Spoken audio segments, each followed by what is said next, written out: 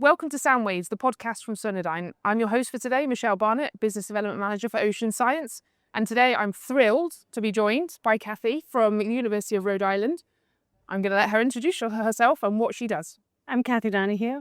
I'm faculty at the Graduate School of Oceanography at the University of Rhode Island, and I'm a physical oceanographer, and so I study how the ocean moves heat and other properties around. For most of my career, I've worked in really strong jet environments like the Gulf Stream, Curcio, the circumpolar current, and we're going to be talking today about probably my work in the loop current. So how did you get into this field of science to begin with? Well, actually, a little randomly.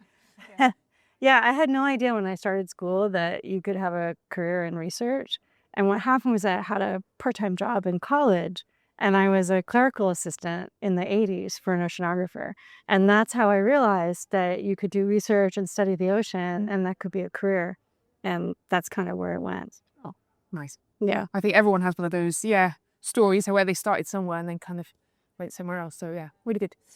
You mentioned the Gulf Loop current sort of earlier. Mm-hmm. So why specifically study this particular phenomenon? Well, partly I've worked in the Gulf for probably 20 years. I think that my colleague Randy Watts and I started working there in like 2003, I think actually. It was our first experiment there. I've always been really interested in how these strong upper jets kind of energize the deep ocean. And in oceanography and physical oceanography, we're kind of replete with like surface observations. We have satellites that are telling us what's going on the surface, but we don't really have good idea or good measurements of what happens below the surface. So sort of like what lies beneath has always really interested me. And so the loop current the Gulf of Mexico is a great place to look at that. The loop current comes into the Gulf and it interacts with topography and generates really strong deep flows. It also becomes unstable. And it's also a fantastic place to use the instrument that's been my bread and butter, which is the CPIs. Maybe you could tell us more about how the Gulf Loop current system sort of fits in with sort of the global sort of current system and its significance. So the loop current is the western boundary current, part of the western boundary current system. Once the loop current leaves the Gulf of Mexico, it becomes the Florida current and the Gulf Stream, and then it becomes the North Atlantic current. So it is part of the northern limb, the upper ocean limb of the meridional overturning circulation. Okay, so I understand that sort of your research has a much broader sort of significance, and there's like why is it important for people, and why is this particular project important? Mm-hmm. Well, the loop current is really important for particularly everyone living along the margin of it. The loop current impacts every aspect of the ecosystem and the circulation in the Gulf of Mexico. So it matters not only for the energy sector that's working in these harsh environments with these strong currents that require predictability, as well as it's impacting the fisheries all along the coasts of, the southern part of the United States and Mexico. And also, where predictability of where the loop current is or where the loop current eddies are is really important for hurricane intensity. Sure. So whether or not hurricanes are traveling over the warm loop current and getting all of that energy to amplify their strength or not is a really important contribution of this experiment. And one of the things about this experiment, I think, we're a very large group. We make up three consortiums, we make up three consortia, and we're going to have a lot of technological advances on like the modeling, the numerical modeling side have been big improvements, but there's also been a lot of improvements from the instrument side. For example, the partnership with Sonodine and C-Track with this adaptive sampling. There's also been other advances that have happened. And while they will improve the forecasting in the Gulf of Mexico, those knowledge gained can be applied to marginal seas in other parts of the globe as well as globally. So I think there's a lot of translatable science that will happen because of this experiment. Oh, freaking amazing. Yeah. Slightly jealous. Excellent. So the thing we haven't touched on, so I know sort of like the funding body that kind of allows you to do the work you do, the Gulf program. Can you tell us a little bit of history about that? So we're funded right now through the National Academies of Science, Engineering, and Medicine. And the money comes from the settlement from the court case with BP that came about from the Deep Horizon spill. Sure. And at that time, during the spill in 2010, I think the community realized that our predictive capability for forecasting the circulation in the Gulf of Mexico was not what it should be. When they had that spill, there was a lot of speculation about how would the oil get out of the Gulf, and models were predicting many different kinds of configurations for what would happen in the upcoming months. And so this project is really solely focused on increasing our predictability of the loop current dynamics. And Oh, brilliant. Excellent. Okay. So circling back, you mentioned your bread and butter, sea pies. So if you could tell us a little bit more about sort of sea pies and how you use that. Sure. So CPI stands for current pressure inverted echo sounder. So the current and pressure are bottom mounted. The instrument's bottom mounted, and the currents and the pressure are measured near the seafloor. And then you have an inverted echo sounder. So that measures the round trip travel time. And you know that speed of sound depends on temperature. And so we use that round trip travel time to tell us what the temperature structure looks like in the Gulf. So you use the inverted echo sounder to tell you where the loop current is. Yeah. And then you use the bottom pressure and the bottom current to tell you how those deep abyssal storms are developing underneath energetic loop current. Yeah. Oh, brilliant. Okay. So I know that you're using Sonodyne's Origin 65 as well. So that's slightly different, obviously, that you've got a profile of currents. So what does that give you by deploying that sort of in addition to the CPIs that you've already got? So the thing about the CPIs is you get one measurement of current 50 meters off the bottom. For this experiment, we were really focused on these very strong deep currents up against the escarpments, the steep escarpments in the Gulf of Mexico, where you can have surface speeds of like 100 centimeters a second at the seafloor. And we knew that they they were generated near the Mississippi fan by the interaction of the loop current with that topographic feature. And so that's been the focus of this experiment. But what we really needed sort of two things. We needed the ability to profile currents, which is what the Origin 65 is giving us, this ability to profile 800, 500 meters off the bottom. So that would give us information about the vertical structure of the currents, but we also wanted to be able to harvest the data adaptively. And that's the other place where Sonodyne comes in, because you have this incredible acoustic modem. And so we had a tall bill, we wanted to profile currents, we wanted to be able to do data harvesting, and Sonodyne delivered. So you mentioned data harvesting then. So you tell us a little bit more about the operations. You've done sort of 2 or 3 data harvests. How did that go?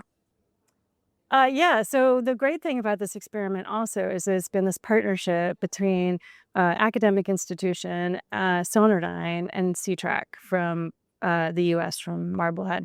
And CTRAC has this battery-powered autonomous surface vehicle that can operate in the loop current. And so the very first harvest that we had, where we had the Sonodyne CTRAC vessel coming over the Sonodyne the Origin 65, they were doing that at a loop current, which had like 3 knot currents, but the CTRAC was able to hold station and download the data. It was amazing. It's amazing. Yeah. Excellent. Okay. So you were talking about Origin 65, and that sort of ADTP data in general is quite bulky, so you can't sort of get it back to the surface. And this is where Edge comes in and where the acoustic modem comes in. Sort of previously with the instruments that you've used, obviously didn't have that capability. So how would you access the data? Well, you would have 2 choices. One is you would have to wait until the end of the experiment, and then you would have to recover it with a ship. The other way we would be to take a large research vessel and go to the instruments instead of taking the CTRAC, which is what we did with our first experiment with Sonodyne in, I think, 2019. When we acoustically downloaded data from the Sonodyne CPIs, that we had to take a research vessel out. So that's much more costly in many ways, right? Because you have to pay for the research vessel, you have to pay for the time for the scientists to go out on the research vessel. And so this is a much more economical solution. And also, I can't emphasize enough the idea that CTRAC can go out, in theory, anytime. To try to mobilize a research vessel is very difficult. Yeah. they're expensive. There's a lot of people that are using them. There's really not very much flexibility. Yeah. So this system provides us a lot of flexibility, and it provides us with the opportunity. For me, what I'm excited about is it provides us with the opportunity to put these instruments in perhaps a remote, hard to reach region where we could deploy them with a ship, but we could harvest the data in different ways without having to bring that ship back to those remote, difficult locations. So it really does open up a lot of research in the future. So the Origin 65 and the CPIs then, in the latest experiments you've done, can you tell us a little bit more about sort of the deployment scenario, sort of getting that kit in the water and how that kind of all went? It went so smoothly. I'm not even sure how else to answer this question. Yeah, of course I've deployed a lot of CPIs and they're always fairly straightforward. But the same with the Origin 65. If you think about cruises that you've gone on or anyone's gone on in your audience where you're deploying these tall moorings at multiple instruments on a line with big flotation, it's time consuming, it's weather dependent, it can be a little bit dangerous. With a lot of pressure and tension on the lines overhead, and you don't have any of that with the Origin 65. Thanks. Yeah. So how many instruments do you have down, or did you have down? Well, we just did the recovery in September, and we had 9 instruments. Yep. We had 5 Sonardyne CPIs, 4 Origin 65s on this Mississippi fan, and then 2 URI CPIs up along the escarpment, with the idea being that you would see the currents generated at the Mississippi fan, and then you would see their arrival at the escarpment. Yeah, excellent. Okay, so the data that you've got back, sort of that was harvested, sort of what are the early findings that you've seen in that data? Well, it's an interesting data set. We've just started to look at it, but a couple of the things that we've found, one in particular is that because we have the vertical profile of the Origin 65, we're able to see the vertical structure, and there's a lot of bottom trapping, but not necessarily in the way that I thought that we would see it, and not at the instruments that I thought we would see it. So we're going to have take a closer look and do some more research. And then kind of the unexpected serendipitous part of this is that with the Origin 65, we noticed the backscatter, when we started to look at the backscatter signal, and this beautiful diel migration that we could see in the backscatter. And these were instruments that were deployed at 1,000 meters depth and 1,500 meters depth. So these are creatures, probably shrimp maybe, or squid, that are having a diel migration, but well below the photic zone. And so because of the time resolution and vertical resolution of the Origin 65, we can really pick out details about that migration, and offering an opportunity for us to interact with biological scientists in a way that we hadn't anticipated before. So it's made the experiment even fuller and bigger and more fun. Yeah. So kind of triggering a lot of curiosity. Right now, yeah, that's good. So in terms of the data processing side, so our Origin 65 has sort of onboard data processing, so there was that element, but I guess you do your own post-processing as well. I mean, what are the next steps? Maybe you could sort of talk about and sort of the edge processing and how you process data as well. Yeah. Where you're going. Sure, yeah. So because we wanted to be able to do data harvesting adaptively, so in that sense, I mean, we wanted to be able to call up and say, go out there and get some data, right? So not necessarily on a regular schedule over the course of the deployment. And so what the Edge application allows us to do is to package the data, because AUCP data is huge, right? It's a very large data set, would be probably unmanageable for data harvest. And so you can take the Edge application, and it allows you to decide how you want to package that data. And then that package data is what gets sent from the Origin 65 to the C-Track and then over Starlink back to home. And because this was the first deep water deployment of the Origin 65 and the first application of Edge, we weren't exactly sure what the data return would look like. So we tried 3 different schemes, and we were fairly conservative. And I think our favorite Edge scheme only went to 300 meters above the bottom. But as you know, once we recovered the data, we saw that we were actually profiling to 500 for hourly, and then daily we can get up to 800 meters. So what are next steps then for you?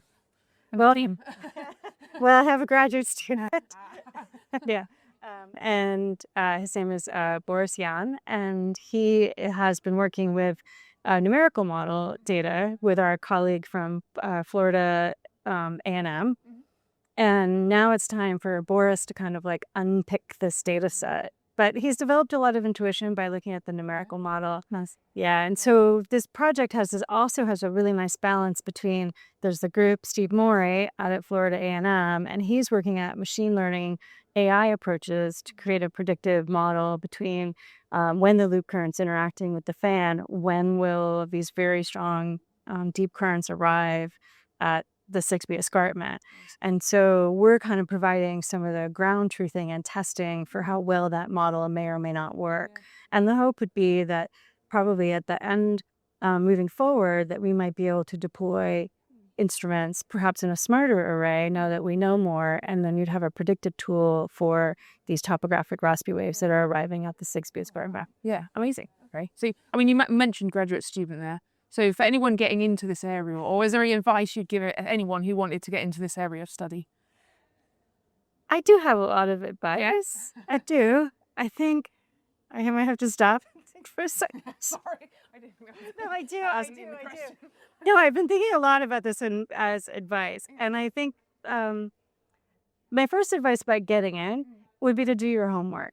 You know, to think about what triggers your curiosity and where sort of natural instincts are going, and then do your homework to think about what kind of background do you need, what kind of education do you need.